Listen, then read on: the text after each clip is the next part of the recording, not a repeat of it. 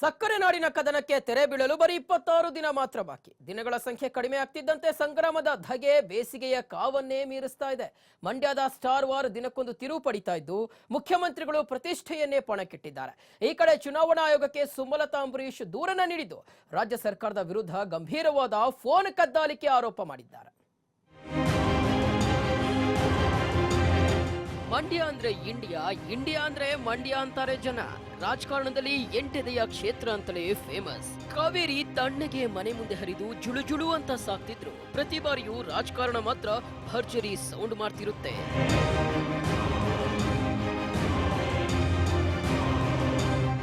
ಈ ಬಾರಿಯಂತೂ star war ಕಿಚ್ಚು ಸಿಕ್ಕಾಪಟ್ಟೆ. ಮುಖ್ಯಮಂತ್ರಿ ಕುಮಾರಸ್ವಾಮಿ ಪ್ರತಿಷ್ಠೆಯನ್ನೇ ಪಣಕ್ಕಿಟ್ಟು ಹಗಲಿರುಳು ಟೆನ್ಷನ್ ಮಾಡ್ಕೊಂಡಿದ್ದಾರೆ ಪುತ್ರ ನಿಖಿಲ್ಗಾಗಿ. ಯಾಕಂದ್ರೆ ಪ್ರಬಲ ಪ್ರತಿಸ್ಪರ್ಧಿ ಸುಮಲತಾ ಅಂಬರೀಶ್ ಎದುರು ಗೆದ್ದು ಬೀಗ್ಲೇಬೇಕು ಅಂತ ಜಿದ್ದಿಗೆ ಬಿದ್ದಿದ್ದಾರೆ. ಕುಂತ್ರು ನಿಂತ್ರು ಸುಮಲತಾ ಕಾಡಲಾರಂಭಿಸಿದ್ದಾರೆ.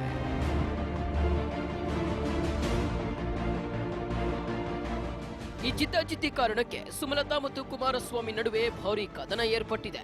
ಇದು ಆರೋಪ ಪ್ರತ್ಯಾರೋಪಗಳ ಜೊತೆಗೆ ರಾಜಕೀಯವನ್ನು ಮೇಳೈಸಿದೆ.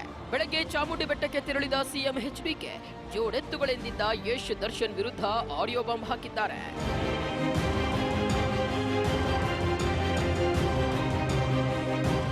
ಜನರ ಮುಂದೆ ರೈತರ ಮುಂದೆ ಡಿಬಾಸ್ ಆಗಲು ಆಗಲ್ಲ. ಅವರು ಮಾತನಾಡಿದ್ದು ಮನೆ ಮನೆಗೆ ತಲುಪಿದ್ರೆ ಜಿಲ್ಲೆಗೆ ಕಾಲಿಡಲ್ಲ. ಚಾಲೆಂಜಿಂಗ್ ಸ್ಟಾರ್ ಬಳಸಿರುವ ಪದ ಕೆಲವರು ಕೇಳಿರಬಹುದು. ಇವು ಉಳುವ ಎತ್ತುಗಳಲ್ಲ, ಬೆಳೆದ ಪೈರನ್ನ ಅರ್ಧರಾತ್ರಿ ತಿನ್ನುವ ಎತ್ತುಗಳು ಅಂತ ಕಿಡಿಕಾರಿದ್ದಾರೆ.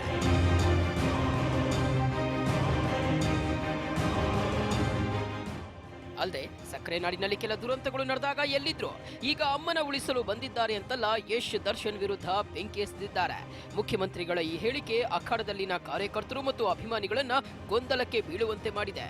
ಈ ಆರೋಪಕ್ಕೆ ಬೆಂಗಳೂರಿನಲ್ಲಿ ಸುಮಕ್ಕ ರಿಯಾಕ್ಟ್ ಮಾಡಿದ್ದಾರೆ. ಎಲೆಕ್ಷನ್ ಟೈಮ್ನಲ್ಲಿ ಇಂಥ ಆರೋಪಗಳು ಸಹಜ. ಎಚ್ಡಿಕೆ ಆಡಿಯೋ ಬಾಂಬ್ ಬಗ್ಗೆ ನಾನೇನು ಮಾತಾಡಲ್ಲ ಅಂತಂದ್ರು. ನೋಡಿ, ಇದಕ್ಕೆಲ್ಲ ಈ ರೀತಿಯ ಮಾತುಗಳು ಎಲೆಕ್ಷನಲ್ಲಿ ಬೇಕಾಗಿಲ್ಲ ಅಂತ ನನ್ನ ಅನಿಸಿಕೆ. ಬಹುಶಃ ಅವ್ರಿಗೆ ಬೇಕೇನೋ ಈ ಥರದ ಮಾತುಗಳು.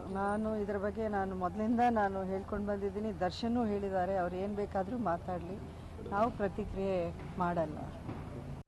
ಇಷ್ಟೇ ಅಲ್ಲ, ಮೈಸೂರಿನ ಚಾಮುಂಡಿ ಬೆಟ್ಟಕ್ಕೆ ತೆರಳಿದಾಗಲೂ ಕುಮಾರಸ್ವಾಮಿಗೆ ಸುಮಲತಾರದ್ದೇ ಚಿಂತೆ.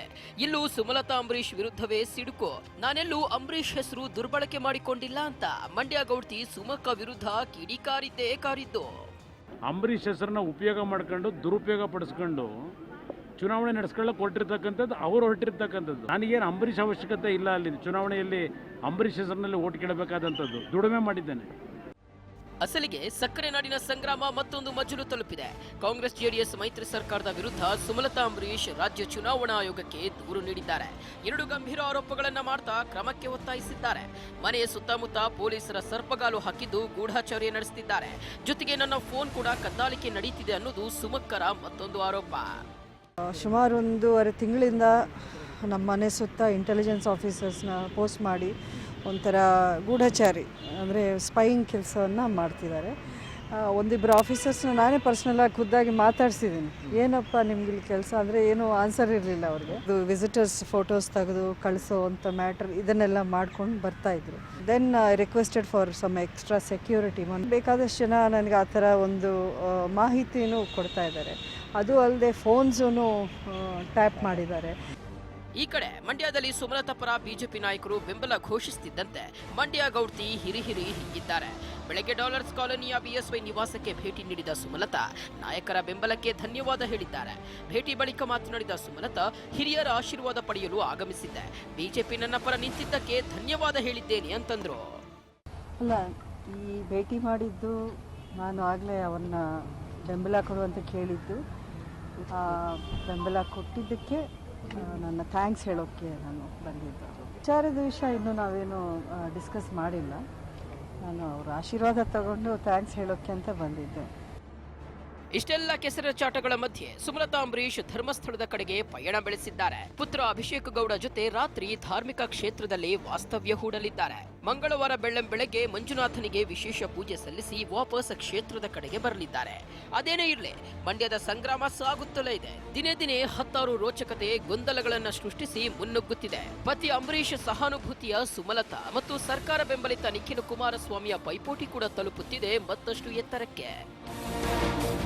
News desk, TV5.